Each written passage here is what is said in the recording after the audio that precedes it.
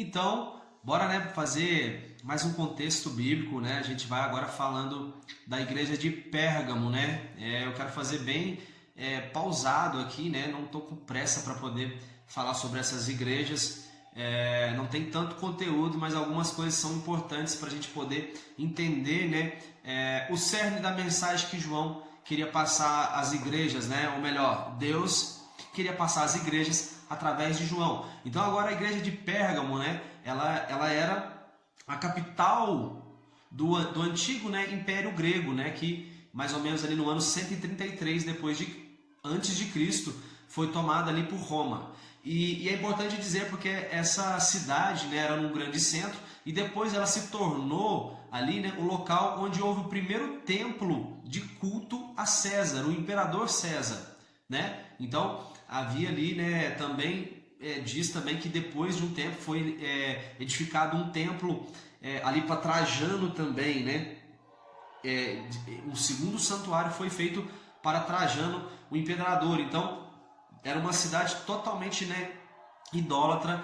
Havia também um culto ali a Zeus, né, que é o deus da criação ali, né, um deus grego. E outra coisa também, havia outro culto a Asclépio, né? Esse deus também chamado Asclépio, que era um deus da cura. O símbolo de Asclépio eram duas serpentes entrelaçadas, né, que até hoje, né, simboliza o símbolo ali da medicina, né? Então, o que acontece, né? Essa mesma serpente ali, a gente tem a semelhança também no deserto, onde Moisés faz a mesma coisa com as serpentes ali, né? É só uma observação. O importante é dizer que essa cidade ela era totalmente, né, idólatra. Outra coisa que tinha de importante ali também, né, que vale a gente ressaltar, que eles viviam ali numa política de paganismo, né, um nicolaísmo ali também era pregado. Então essa mistura ali de profanação da fé cristã, né, do culto ali misturado com imoralidades sexuais, sabe, desse legalismo para poder ter práticas imorais dentro da igreja, né, era algo que estava acontecendo também ali em Pérgamo, né. E Pérgamo também tinha uma grande biblioteca, né, comparada ali com a biblioteca de Alexandria. E esse nome, né, não é tão estranho, porque Pérgamo, né, pergaminho, né, o primeiro pergaminho foi criado ali na cidade de Pérgamo, né. O intuito era para dar mais uma segurança ali para a cidade, porque antes, né, os livros eram escritos em papiro. Então o Egito já estava querendo proibir, né, a exportação do papiro. Então criou-se ali, né, o pergaminho, certo? Então começa a dizer no contexto bíblico assim, olha, aquele que tem a espada de dois gumes afiados, né? Esse é o que está escrevendo, né? João agora mostrando Deus se revelando em partes para a igreja de Pérgamo. E vai dizer, olha, conheço o lugar em que vives, né? Onde é o trono de Satanás. E por que era dito que era o trono de Satanás? Porque ali havia, né? O paganismo era muito forte, havia culto a Zeus, a esse Asclépio, né, o deus da cura, né? Tinha templo lá do imperador Trajano, tinha o templo do imperador César. Então era muito bagunçado mesmo. Então ali era o trono de Satanás. E ele vai dizer, olha, apesar disso, permanece fiel ao meu nome.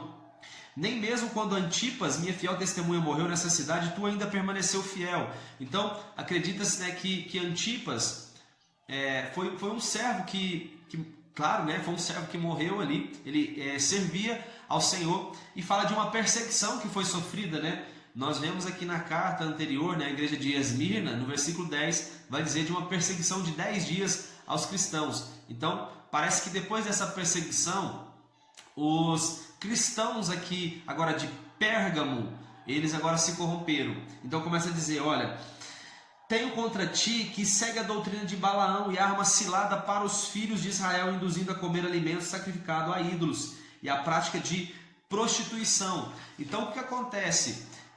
Ali também havia o ensino de Balaão. Em Números capítulo 25, né, nós lemos, eu quero ler essa parte, olha. Em Números capítulo 25 vai falar, né, dos israelitas que eles se entregaram à imoralidade sexual com os moabitas. Moabitas representa esse povo, né, de imoralidade sexual. Então agora Balaão induziu o povo a coabitar com os moabitas, certo? Então, né, em Números 31:16 vai declarar que, né, esse foi o conselho que Balaão havia dado. Então, em Pérgamo estava acontecendo isso. Embora não é mencionado que os pastores de Pérgamo faziam isso, né, induziam o povo a estar se envolvendo com imoralidades sexuais, mas eles permitiam. Então, né, é a mesma coisa, eles estavam omitindo, né, eles estavam fazendo vista grossa, então estavam cometendo pecado, a mesma coisa, e Deus repreende a eles.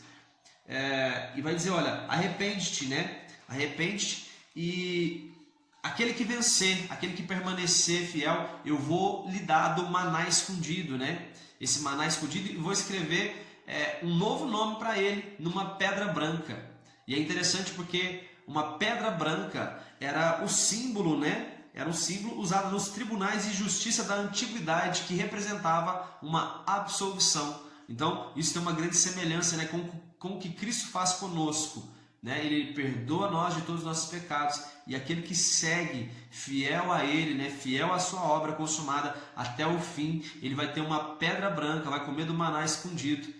E, né, isso é um motivo de grande alegria para nós. Então vamos falar agora da igreja de Tiatira, né, da cidade de Tiatira. É uma igreja que é pouco mencionada aqui na Bíblia, né? E o que acontece? Era uma cidade que ela era conhecida, né, pelos seus vários sindicatos comerciais. Inclusive, em Atos dos Apóstolos é mencionado que Lídia, né, uma vendedora de púrpura, ela era natural ali de Tiatira. Então, o que acontece?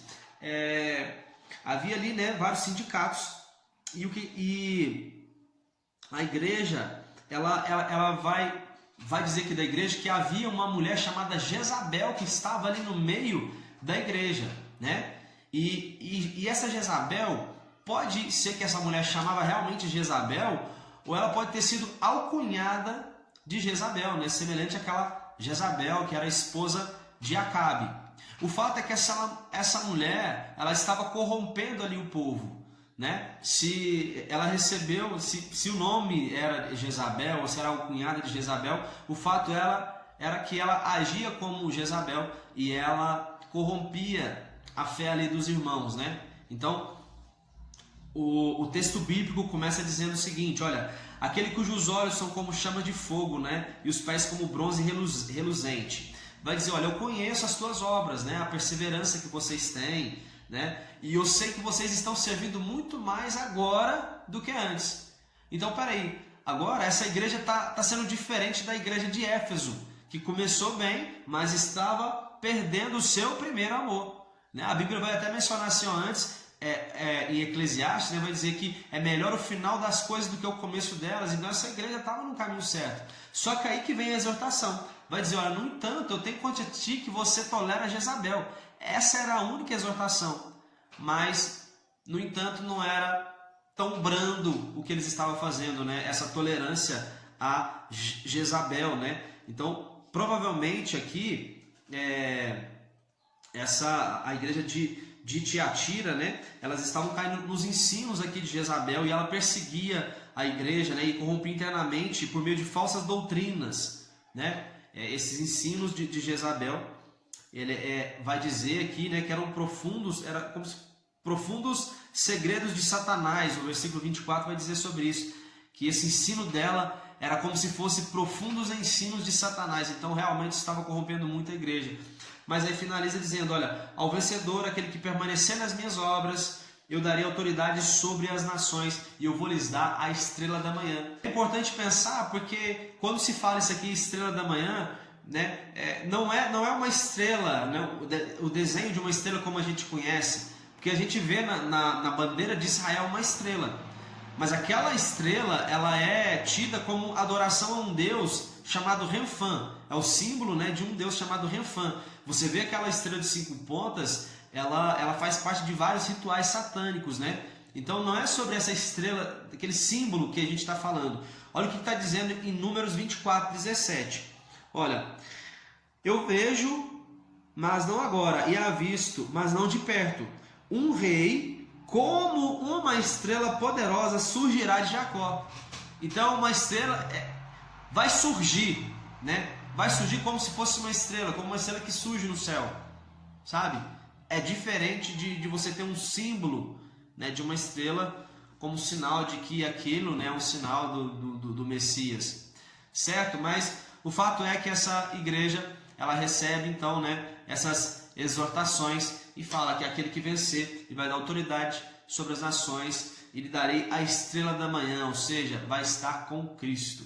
A igreja de Sardes, né, ela tinha fama de estar viva, mas estava morta, né? A semelhança do que Cristo, né, disse ali para aquela figueira, né? Ele amaldiçoou uma figueira, né? Mas Jesus não queria amaldiçoar somente um objeto inanimado, né? Uma figueira não tem uma vida, não tem uma consciência. Então, na verdade, Cristo queria ensinar para as pessoas que a gente não precisa apresentar ter obras, né, se a gente não tiver, apresentar ter frutos se a gente não tiver. Então, aquela igreja apresentava estar viva, mas ela estava morta, ou apresentava ter frutos e não tinha fruto. Então, essa igreja de Sardes, né, tem uma curiosidade porque ela, né, fazia parte ali, né, das igrejas da Ásia, e ela era famosa por suas artes e peças de artesanato, né? Foi a primeira a cunhar moedas de ouro, né? Era uma cidade próspera, né? Havia, né, um ditado ali que os reis de Lídia eram tão ricos, né? E Creso, que foi um rei ali, ele era sinônimo de prosperidade, né? Era sinônimo. Falar Creso ali era como se, né, era falar sobre prosperidade. É como se fosse nos dias de hoje você falar o Mark Zuckerberg, né, Neymar. Isso é sinônimo de riqueza, de prosperidade. São pessoas que representam, né, riquezas. Então Creso tinha essa fama. Então, depois disso, né, o que acontece? A Pérsia, ela vai vir no ano 549 a.C. Sardes vai ser invadida ali, né, pelos persas, né, no comando ali de Ciro, e vai ser totalmente destruído.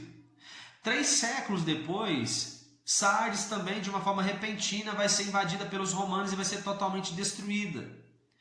E depois, em 17 depois de Cristo, acontece um grande terremoto que devasta a cidade todinha, né?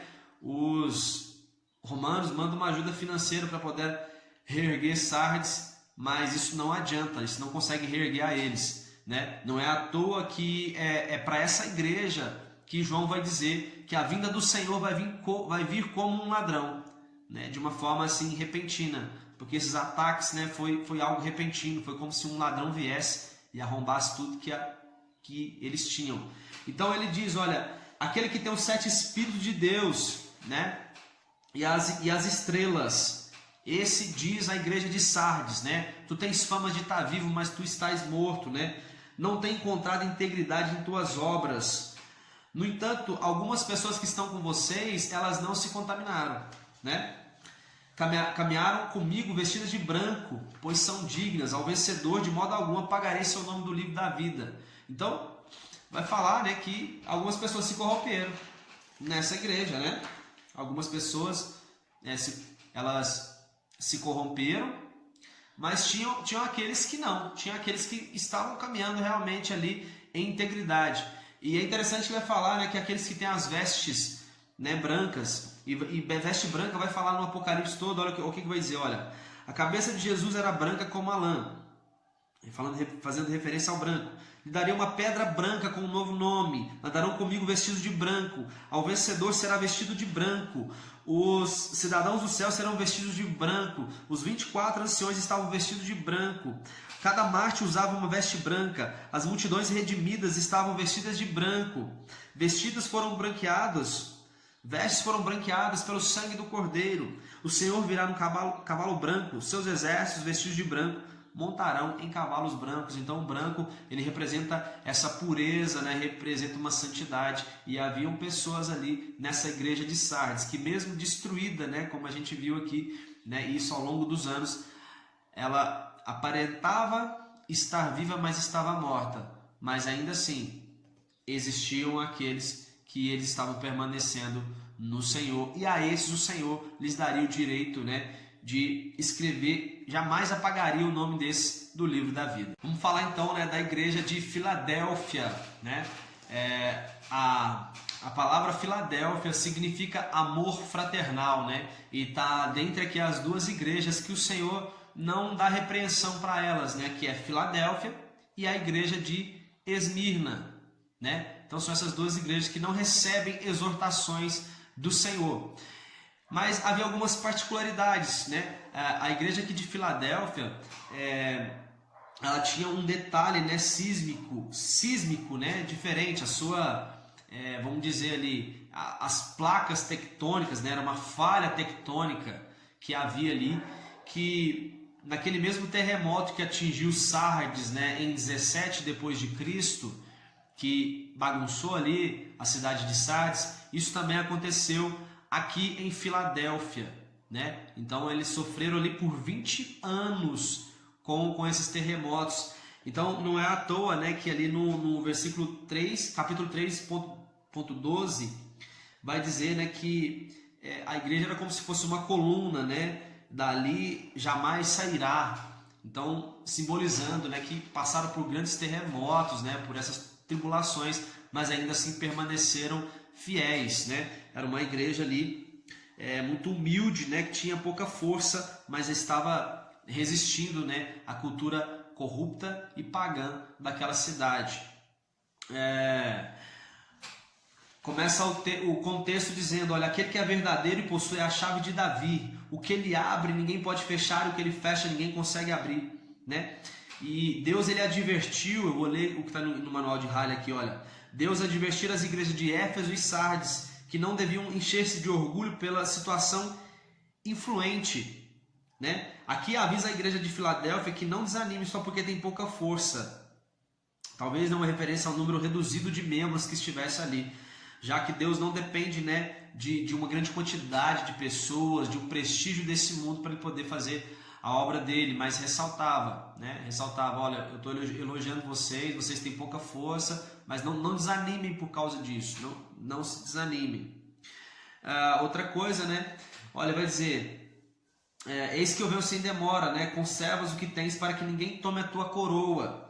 Farei do vencedor no meu templo do meu Deus, escreverei o nome nele o nome do meu Deus e o nome da cidade do meu Deus, a nova Jerusalém que desce do céu. Então, a promessa ali para essa igreja que não sofreu nenhuma repressão do Senhor, que ela viesse agora, né, morar com o Senhor, né, ali na nova Jerusalém que desceria dos céus, e o Senhor daria para eles um novo nome seria dado. E o que Halley vai dizer aqui também é que a igreja de Filadélfia, por ela ter passado, né, por esses terremotos, ela recebeu ali a ajuda romana, e aquela cidade ia receber um novo nome chamado Neocesareia, né, como sinal de gratidão à assistência monetária que receberam ali de Tibério César, né? E agora o Senhor vai dizer para eles, olha, eu tenho um novo nome para dar para vocês. Eu vou escrever, né, um novo nome para cada um de vocês, para aqueles que permanecerem, né, comigo, certo? Então essa é a mensagem aqui deixada para a igreja, né, para a igreja aqui de Filadélfia. Vou dar um novo nome, né, e vou trazer vocês para habitar comigo na nova Jerusalém que desce do céu. E é importante dizer também que tanto a igreja de Esmirna como Filadélfia, né, que não receberam exortação, o Senhor vai dizer à igreja de Esmirna que eles passariam por perseguições, né?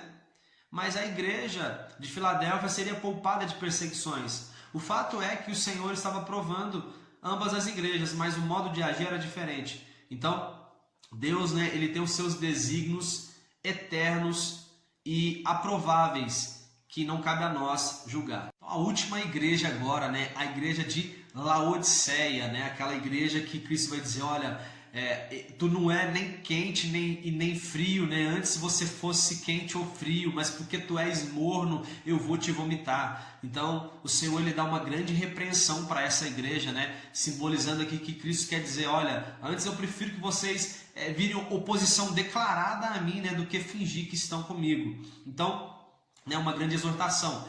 É importante dizer aqui, né, algumas qualidades daquela cidade, né, que vai dizer que havia um vale chamado Vale de Lico, né, que produzia um tipo de lã, né, um tipo de lã negra brilhosa, usada para capas, e tapetes pretos, pela qual a cidade era famosa, né? Laodiceia também abrigava uma escola de medicina e a fabricação do colírio, um unguento famoso para os olhos. Você vai ver que, né, chega um momento aqui que o Senhor vai dar um conselho aqui para a igreja de Laodiceia, dizendo: olha, eu te aconselho, adquire de mim ouro refinado, roupas brancas para cobrir tua nudez, e compra o melhor colírio para que possas enxergar claramente. Porque aquela cidade, né, que representava uma igreja aqui agora, ela estava fingindo ser uma coisa que não era, né? Então o Senhor adverte: adquire essas coisas de mim, não confia na riqueza que vocês têm, não. Mas vamos lá para o contexto, vai dizer assim: olha, assim declara o Amém, a testemunha fiel e verdadeira, né, soberano da criação de Deus. Conheça as tuas obras, eu sei que tu não é nem frio nem quente, mas é morno e eu vou te vomitar, né? Dizes que é rico e não precisa de mais nada. Porque o que acontece aqui? A cidade de Laodiceia também, ela também ali foi aquela cidade, havia ali um centro bancário de importância, né? Em 51 a.C., mais ou menos, né? Havia esse centro bancário de importância. Então, houve depois também, em 60 depois de Cristo, um outro terremoto que devastou aquela cidade. Acontece que foi votado ali pelo Senado romano de que Laodiceia não queria, né, um financiamento bancário para poder reconstruir a cidade, porque ela confiava nas suas riquezas. Foi o que o Senhor disse: dizes que é rico e não precisa de mais nada, não precisa de mais ninguém. Então era uma igreja também orgulhosa, né? Orgulhosa, acreditava na sua riqueza, acreditava na sua vida espiritual, mas era morna, era uma igreja morna também. E aí o Senhor fala essas coisas para a igreja e vai dizer: olha, eis que eu estou à porta e bato, se alguém ouvir a minha voz e abrir a porta, eu entrarei na sua casa e cearei com ele. Então, mais um outro aspecto dessa igreja, que era uma igreja que estava deixando Jesus de fora, né? Então é importante saber disso. Jesus estava batendo na porta de uma igreja que tinha deixado ele de fora. E ele vai dizer assim: olha, ao vencedor eu concederei que se assente comigo no meu trono, né? Então é uma das bem-aventuranças que o Senhor libera aqui para essa igreja, né? E é importante também uma coisa aqui que Halley diz, que é o seguinte: que as duas igrejas que o Senhor elogiou, que é Esmirna e Filadélfia, são duas cidades que elas ainda continuam vivas, né? Hoje elas se tornaram talvez não vou falar bem a pronúncia, mas são cidades turcas, né? Que é Izmir e Alaşehir. Essas existem até hoje, mas as igrejas de Sardes e Laodiceia, os seus lugares, as suas cidades se tornaram desertos sem habitação, certo? Então, né, nós terminamos aqui essa parte agora das igrejas, né? E já a gente volta aí com a terceira parte do contexto bíblico de Apocalipse. Valeu, fiquem todos com Deus, um abraço.